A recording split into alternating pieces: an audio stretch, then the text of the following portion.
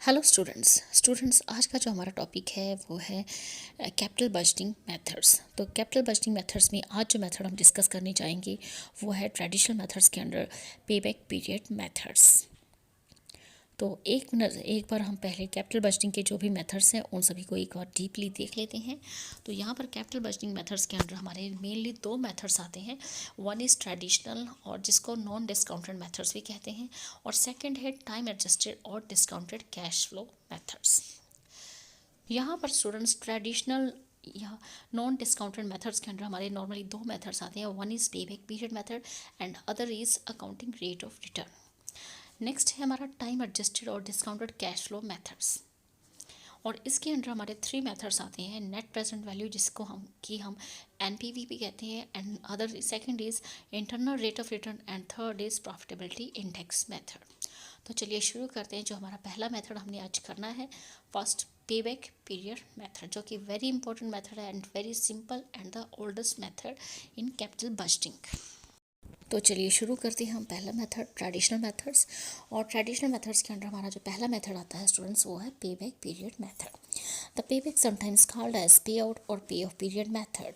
तो students payback period method को ही हम पे आउट मेथड्स कहते हैं या पे ऑफ पीरियड मेथड कहते हैं, जिससे कि हमें ये पता चलता है कि जो भी इन्वेस्टमेंट हमने एक परमानेंट एसेट्स पे की है, जो कि परमानेंट एसेट्स होती है जैसे कि फिक्स्ड एसेट्स है, अगर हमने उस पर इन्वेस्टमेंट की है और जब हम उसे यूटिलाइज करेंगे उस इन्वेस्टमेंट को, उससे कोई प्रोडक्शन होगी, इनकम जनरेट होगी, तो इनकम जनरेट होने से जितनी भी इन्वेस्टमेंट हमने परमानेंट एसेट्स पे की है वो रिकवर हो जाती है और कहीं उससे ज़्यादा इनकम हमें होती है। तो इस मेथड को हम कहते हैं पेबैक पीरियड मेथड। मींस जो हमने इन्वेस्टमेंट पे इन्वेस्ट किया है, पे किया है, वो हमें रिटर्न के रूप में वापस मिलेगा ही मिलेगा। तो इसलिए हम इस मेथड को पेबैक पीरियड मेथड कहते हैं। This method is based on the principle that every capital expenditure pays back itself within a certain period out of the additional earnings generated from the capital assets। तो ये जो method हमारे एक principal पे based है कि जो भी हम इन्वेस्टमेंट करते हैं, किसी भी तरह का कोई कैपिटल एक्सपेंडिचर करते हैं, कोई प्लांट एंड मशीनरी खरीदते हैं, लैंड एंड बिल्डिंग करते हैं, या कोई नई मशीन खरीदते हैं, तो इन्वेस्टमेंट करने के बाद जो भी हमारी कुछ उस कैपिटल एक्सपेंडिचर से हमारी अर्निंग्स होती हैं, एडिशनल अर्निंग्स जनरेट होती हैं, तो और वो जो अर्निंग्स होती है एक निश्चित टाइम के अंदर हमारी इन्वेस्टमेंट को रिकवर कर लेती है। मे बी वो 2 ईयर्स भी लगा सकती है, 5 ईयर्स भी लगा सकती हैं और 10 ईयर्स भी लगा सकती हैं। तो इस प्रिंसिपल पे बेस करती हैं कि जो इन्वेस्टमेंट हमने की है डेफिनेटली उस इन्वेस्टमेंट पर हमें कोई ना कोई हमें रिटर्न मिलेगा, एडिशनल अर्निंग्स होंगी, ज़्यादा से ज़्यादा रिटर्न मिलेंगे। Thus, it measures the period of time for the original cost of a project to be recovered from the additional earnings of the project itself। इस प्रकार ये जो है एक पे बैक पीरियड, तो यहाँ पे जो हमारा नाम है मेथड का पे बैक पीरियड, तो यहाँ पे पीरियड का बड़ा इम्पोर्टेंट रोल है कि जो भी हम इन्वेस्ट कर रहे हैं और जो भी एसेट या प्रोजेक्ट की ओरिजिनल कॉस्ट है वो एक पर्टिकुलर टाइम के अंदर एडिशनल अर्निंग्स के द्वारा रिकवर कर ली जाती है। चाहे वो 5 ईयर्स भी हो सकता है, 6 ईयर्स भी हो सकता है। मान लीजिए कि हमने 1 लाख की इन्वेस्टमेंट की है, तो हो सकता है कि वो 1 लाख जो है हमारे 5 ईयर्स में रिकवर हो सकता है कि वो 3 ईयर्स में रिकवर हो। तो यहाँ पे 5 ईयर्स और 3 ईयर्स जो है हमारा एक पीरियड है जो कि जिसमें कि हमारी जो इन्वेस्टमेंट है वो रिकवर हो सकती है। Under this method, various investments are ranked according to the length of their payback period।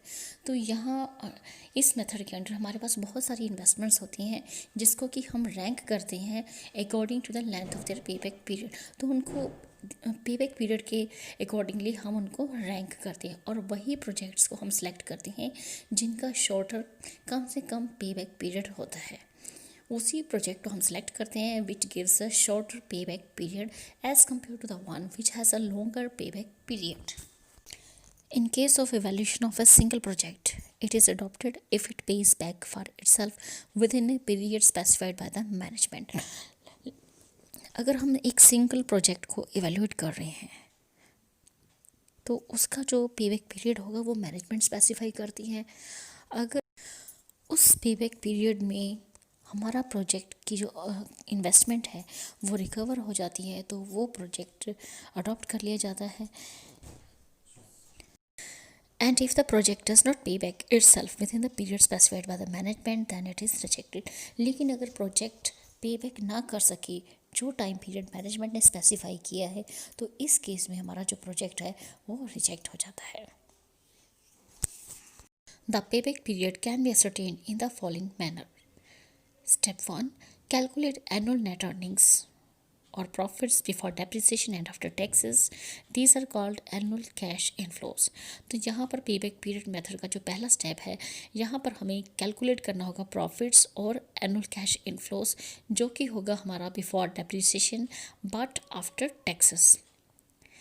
Second step, divide the initial outlay और cost of the project by the annual cash inflow. तो second step में हम क्या करेंगे, जो भी हमारी initial cost होगी या कॉस्ट ऑफ द प्रोजेक्ट होगा उसे हम डिवाइड करेंगे एनुअल कैश इनफ्लो से, जो कि हमने पहले स्टेप में निकाला था, annual cash inflow before depreciation but after taxes, where the project generates constant annual cash inflows. जहाँ पे हमारा प्रोजेक्ट जो है annually same constant cash inflows generate करता है। Thus, where the project generates constant cash inflows, मान लीजिए कि एनुअली हमें 8,000 कैश इनफ्लोस हो रहा है, तो फर्स्ट ईयर में भी 8,000, सेकेंड में भी 8,000, थर्ड फोर्थ फिफ्थ ईयर में भी 8,000, तो this is known as a constant cash inflows. Next students, pay back period method का formula. Payback period is equal to cash outlay of the project or original cost of the assets divided by annual cash inflows. तो payback period हम किस तरह से निकालेंगे, जो भी हमारी ओरिजिनल कॉस्ट ऑफ एसेट होगी उसे हम ऊपर रखेंगे और डिवाइड करेंगे जो भी हमारा एनुअली कैश इनफ्लोस हो रहा है। डिवाइड करने के बाद जो हमारा आंसर आएगा वो आएगा इन ईयर्स में, payback period। Step 3, where the annual cash inflows profit before depreciation and after taxes are unequal.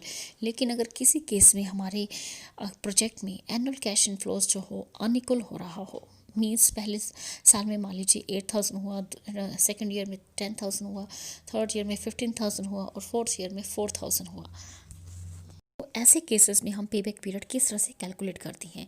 The payback period can be found by adding up the cash inflows until the total is equal to the initial cash outlay of project और original cost of the asset.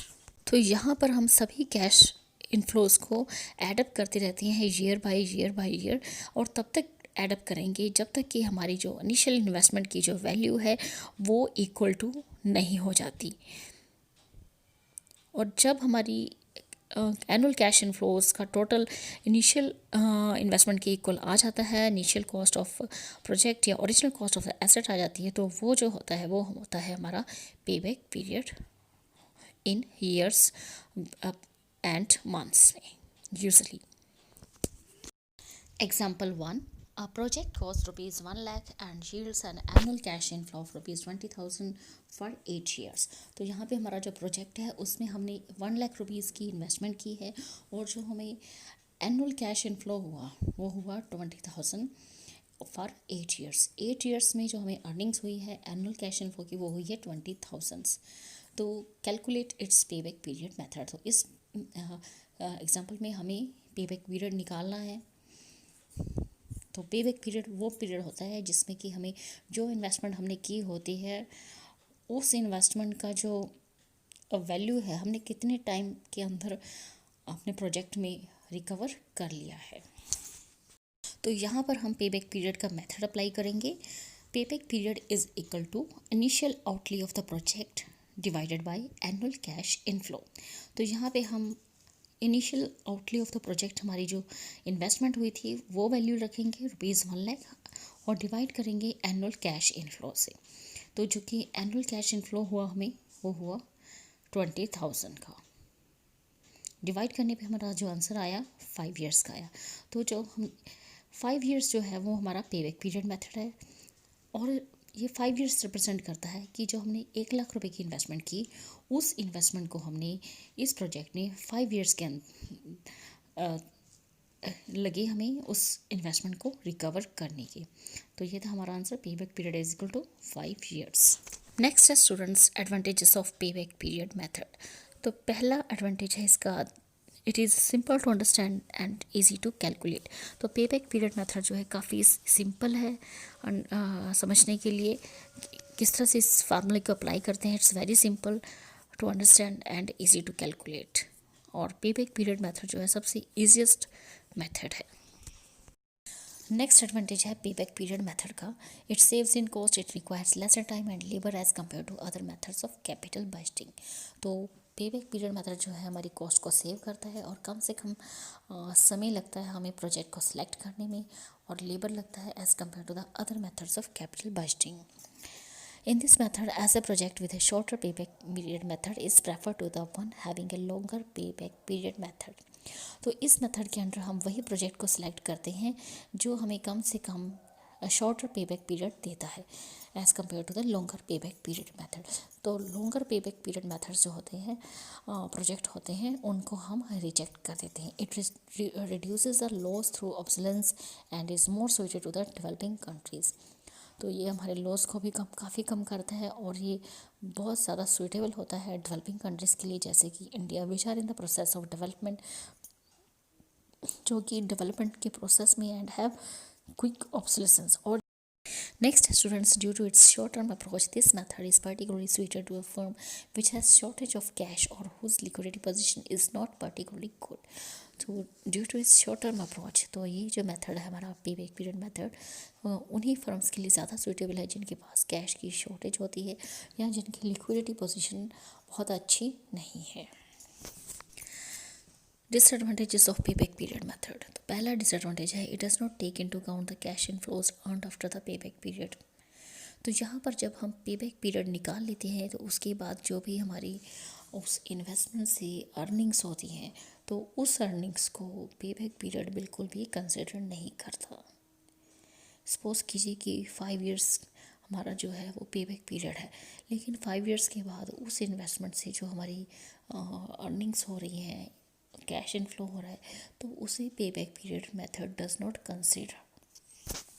Hence the true profitability of the projects can not be correctly assessed. तो इस तरह से project की जो सही true profitability है उसको असेस नहीं किया जा सकता correctly. For example, there are two projects X and Y. Each project requires an investment of ₹25,000. मान लीजिए कि हमारे पास दो प्रोजेक्ट्स हैं X एंड Y और हर प्रोजेक्ट की इन्वेस्टमेंट है ₹25,000 ईच। तो यहाँ पे हमने पहला column year, project X and project Y, 3 columns बनाए हुए हैं। और प्रोजेक्ट X के अंडर हमने the profit before depreciation and after tax from the two projects are as follows. तो प्रोजेक्ट X की profit before depreciation and after tax is given है, and project Y के profit before depreciation and after tax are given है। According to the पे back method project X is better. According to the पे back period method हमारा project X is better because of the earlier पे back period of 3 years. तो यहाँ पे project x का जो पे बैक पीरियड है वो 3 इयर्स का आता है, प्रोजेक्ट वाई का जो पे बैक पीरियड है वो 4 इयर्स का आता है। तो इसलिए हम प्रोजेक्ट एक्स को प्रेफर करेंगे। But it ignores earning after the पे बैक पीरियड। लेकिन पे बैक पीरियड जो है, पे बैक मेथड जो है वो इग्नोर करता है अर्निंग्स आफ्टर द पे back period. Project X gives only ₹3,000 of the earnings after the payback period, while Project X gives more earning ₹10,000 after the payback period method. तो यहाँ पे हमारा जो प्रोजेक्ट X है वो हमें 3,000 की अर्निंग्स दे रहा है आफ्टर द पेबैक पीरियड। जैसे कि पेबैक पीरियड हमारा प्रोजेक्ट एक्स का 3 इयर्स का था, तो 3 साल के बाद हमारा प्रोजेक्ट एक्स जो है वो 3,000 की अर्निंग हमें दे रहा है। लेकिन जो प्रोजेक्ट वाई है उसका पेबैक पीरियड 4 इयर्स का था, और 4 इयर्स के बाद वो हमें जो अर्निंग दे रहा है वो दे रहा है 10,000, जो कि ज़्यादा अर्निंग है as compare to project X. 6,000 plus 4,000 करके जो हमारी टोटल अर्निंग्स बनी आफ्टर द पेबैक पीरियड वो बने 10,000। In case of project Y, it may not be appropriate to ignore earnings after the payback period specially when these are substantial. तो ये बिल्कुल भी सही नहीं है कि पेबैक पीरियड निकालने के बाद हम प्रोजेक्ट्स की अर्निंग्स को इग्नोर करते हैं, चाहे वो अर्निंग्स छोटी हो या बड़ी, but money is important. Next disadvantage है this method ignores the time value of money. तो पेबैक पीरियड मेथड जो है इग्नोर करता है time value of money and does not consider the magnitude and timing of cash inflows. तो students यहाँ पर time value of money का जो मतलब निकल कर आता है कि a rupee earned today is worth more than the same rupee earned tomorrow. तो यहाँ पे आज अगर सपोज कर लीजिए कि हम 500 रुपीज़ हम अर्न करते हैं तो उसकी वैल्यू 500 रुपीज़ की आज की डेट में ज़्यादा है।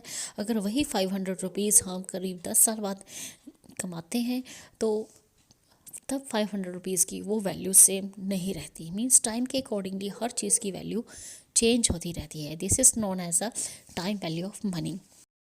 और नॉर्मली यही चीज़ हमारी हर तरह की चीज़ों पे एप्लीकेबल होती है। तो यहाँ पर स्टूडेंट पेबैक पीरियड मेथड जो है वो इग्नोर करता है मैग्नीट्यूड ऑफ कैश इनफ्लोस। तो यहाँ पर मैग्नीट्यूड का मतलब है कि पेबैक पीरियड के बाद फिर हमारा प्रोजेक्ट चाहे जितना मर्जी अर्न करे, ज़्यादा से ज़्यादा अर्न करे, तो पेबैक पीरियड मेथड अगर हम यूज़ करते हैं तो हम इग्नोर कर देते हैं नॉर्मली पेबैक पीरियड के बाद जो भी हमारे प्रोजेक्ट्स की अर्निंग्स होती हैं, और वो काफ़ी लार्ज स्केल में होती हैं हमारी अर्निंग्स। तो it is not good that कि we ignore the earnings of our projects after the payback period. It treats all cash flows as equal though they occur in different periods। तो payback period method जो है सभी cash flows को अलग अलग years के जो होते हैं उनको इक्वली ट्रीट करता है, चाहे वो अलग अलग पीरियड्स में ही क्यों ना हो। It ignores the fact that cash received today is more important than the same amount of cash received after 3 years। तो पेबैक पीरियड मेथड इग्नोर करता है इस फैक्ट को कि आज जो हमने कैश रिसीव किया है, सपोज कीजिए कि 5000 कैश हमने आज रिसीव किया है, इसकी वैल्यू ज़्यादा है एज़ कम्पेयर टू द अगर यही 5000 रुपीज़ हम 3 साल के बाद रिसीव करते हैं।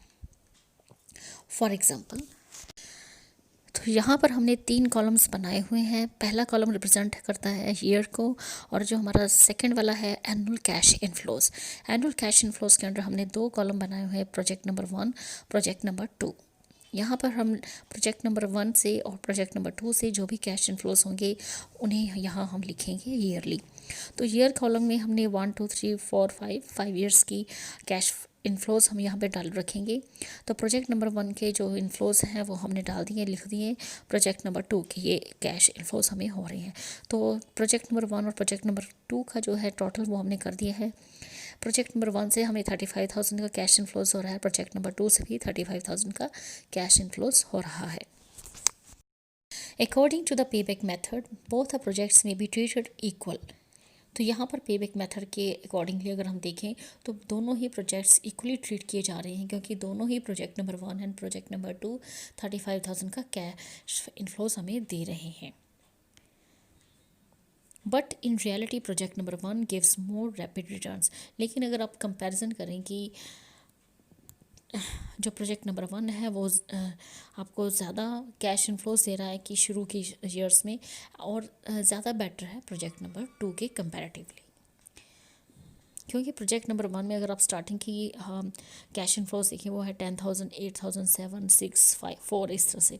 लेकिन अगर आप प्रोजेक्ट नंबर 2 की कैश इनफ्लोज देखें वो स्टार्टिंग के ईयर्स में कम है। तो इसलिए project number 1 is much better than the project number 2।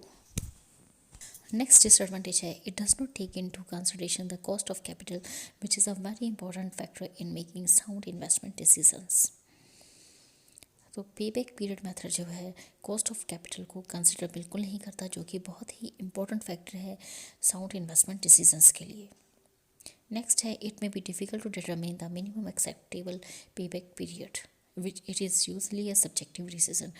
तो पेबैक पीरियड मेथड में ये डिसाइड करना बड़ा मुश्किल होता है कि कम से कम मिनिमम एक्सेप्टेबल पीरियड क्या होना चाहिए, जो कि बहुत ही मुश्किल डिसीज़न है एक तरह से। नेक्स्ट है it treats each assets individually in isolation with other assets and which is not feasible in real practice. Payback period method जो है हर एसेट्स को इंडिविजुअली कंसिडर करता है, जो कि रियल लाइफ में रियल प्रैक्टिस में विजिबल नहीं है। नेक्स्ट है pay back period method does not measure the true profitability of the project. तो पे बैक पीरियड मेथड जो है प्रोजेक्ट की ट्रू प्रॉफिटेबिलिटी को बिल्कुल भी मेज़र नहीं करता, क्योंकि पे बैक पीरियड मेथड के अंडर हम सिर्फ एक शॉर्ट पीरियड को ही कंसिडर करते हैं, ना कि full life of the asset.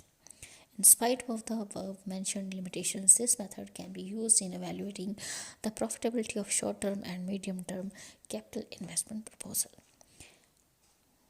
काफ़ी सारी limitations होने के बावजूद भी हम payback period method को यूज़ करते हैं in evaluating the profitability of short-term and medium-term capital investment proposals. तो स्टूडेंट्स, इस वीडियो में इतना ही। स्टूडेंट्स, अगर आपको मेरा वीडियो हेल्पफुल लगता है तो प्लीज़ मेरे चैनल को सब्सक्राइब कीजिएगा और साथ ही मेरे वीडियो को ज़्यादा से ज़्यादा लाइक, शेयर एंड कमेंट कीजिएगा।